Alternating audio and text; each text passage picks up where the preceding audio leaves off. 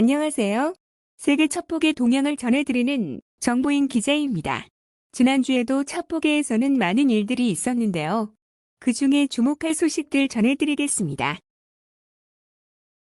먼저 사이버 보안과 관련한 미국 소식입니다. 마이크로소프트의 내부 이메일 계정이 러시아의 지원을 받는 것으로 추정되는 단체에 해킹된 것으로 드러났습니다. 지난 21일 MS 보안팀은 최근 회사 시스템에 접근한 외부 공격을 감지하고 대응에 나섰던 것으로 전해졌는데요. MS는 이 위협 행위자가 노벨리움으로도 알려진 러시아 국가의 지원을 받는 미드나잇 블레이자드로 확인됐다고 밝혔습니다. 노벨리움은 2020년 미 정부 기관 등에 대한 대규모 해킹 사태를 일으킨 것으로 지목된 단체입니다. 이들이 지난해 11월 말부터 암호 스프레이를 사용해 회사 내부 계정을 해킹하고 공격의 발판을 마련한 다음 해당 계정의 권한을 사용해 고위 경영진과 사이버 보안 분야 직원들의 이메일 계정에 접근한 것으로 조사됐습니다. 그러나 MS는 이번 공격이 자사 제품이나 서비스의 취약성으로 인한 것이 아니라면서 현재까지 고객 환경이나 AI 시스템에 대한 접근은 없었다고 밝혔습니다. 다만 MS는 최근 자체적으로 신설한 보안 규정에 따라 투명성을 높이기 위해 이번 사이버 위협을 공개한다고 설명했습니다.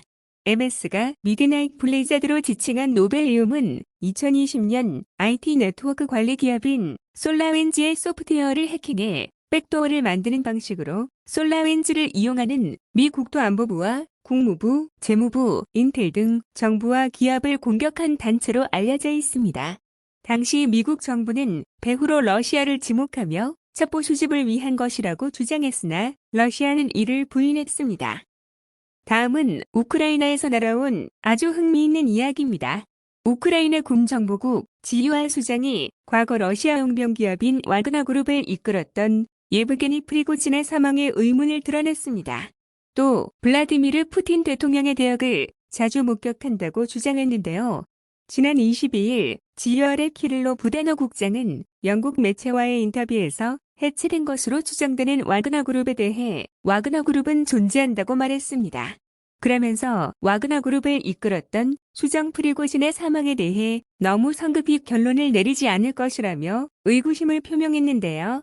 부다노 국장은 프리고진이 죽지 않았다고도 죽었다고도 말하지 않겠다면서 그가 죽었다는 증거는 단 하나도 없다고 말했습니다. 프리고진은 지난해 8월 모스크바에서 상트페테르부르크로 향하던 중 타고 있던 항공기가 추락해 사망한 것으로 알려졌습니다. 사고 직후 러시아 정부 측은 탑승자 명단에 프리고진의 이름이 있다고 공식적으로 발표했고 와그너 그룹도 사망 사실을 기정사실화했습니다. 더욱 앞서 프리고진이 푸틴의 반기를 들며 무장 반란을 시도한 바 있어 신변에 위협이 있을 것이라는 관측이 끊이지 않았던 만큼 이 같은 내용은 어렵지 않게 받아들여졌습니다. 하지만 부다노는 와그너 그룹의 해체의 부정적 견해를 드러내는 동시에 사망 사건이 기만작전이었을 가능성도 배제하지 않았습니다. 아울러 그는 이른바 푸틴 대역설에 대해서도 TV에서 푸틴의 대역을 자주 목격하고 있다면서 분석관들의 분석 내용을 들어 귓불, 미간 사이 거리 등 푸틴의 얼굴을 연구하고 있는데 그렇게 어려운 것이 아니다라고 말해 상당수 영상에 대역이 등장한다는 주장을 우회적으로 드러냈습니다. 이번에는 호주 소식입니다. 호주 당국이 지난 2022년 약 1천만 명의 개인 의료 정보가 유출된 메디뱅크 해킹 사건과 관련해 러시아인 해커를 범인으로 특정하고 얼굴 공개 및 금융거래 제한 등의 제재를 내렸습니다. 지난 23일 호주 정부는 연방경찰, 신호정보국, ASD, 미 연방수사국, FBI 등과 1년 6개월간 합동수사 끝에 메디뱅크 해킹 사건 범인으로 알렉산드르 예르마코프라는 러시아 남성을 특정해 사진을 공개하고 금융거래 제한과 여행금지 등의 제재를 내렸습니다. 또 에르마코프와 암호화폐 교환, 랜섬웨어 결제 등의 거래를 할 경우 최대 징역 10년의 형사처벌을 받을 수 있다고 경고했는데요. 에르마코프는 FBI와 러시아 연방보안국 FSB의 표적이 된 러시아계 해커 그룹 레빌의 일원으로 알려졌습니다. 2022년 10월 호주 메디뱅크가 해킹당하면서 970만 명의 회원 개인정보가 유출됐습니다.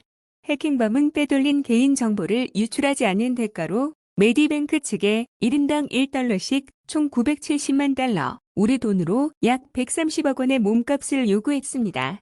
메디뱅크가 이를 거절하자 해킹범은 다크웹에 있는 자신들의 사이트에 고객 이름 등 신상 정보와 HIV 양성 반응이나 정신질환, 간염치료 등 민감한 의료 기록을 올려 파문을 일으켰습니다. 최근 몇 년간 호주는 메디뱅크 해킹 사건 외에도 이동통신 옵터스의 고객 정보가 유출되고 2대 항만사인 DP월드가 해킹 공격으로 나흘 동안 주요 항만 터미널 운영이 중단되는 등 사이버 공격의 몸살을 앓았습니다. 앞서 ASD는 호주에서 정부와 기업, 개인들을 상대로 6분에 한 번꼴로 해킹 공격이 이뤄지고 있다고 경고했고, 호주 정부는 사이버 범죄 대응을 위한 예산 확충에 나서고 있습니다. 오늘 전해드릴 소식은 여기까지고요. 다음 시간에 더 유익한 소식으로 만나 뵙겠습니다. 소식이 유익하셨다면 좋아요, 댓글, 구독 부탁드립니다. 그리고 흥미진진한 첩보의 세계가 궁금하시다면 국내 최고 첩보사 연구가인 박상민 기자가 집필한 세기의 스파이와 세기의 첩보전을 통해 확인하시기 바랍니다. 감사합니다.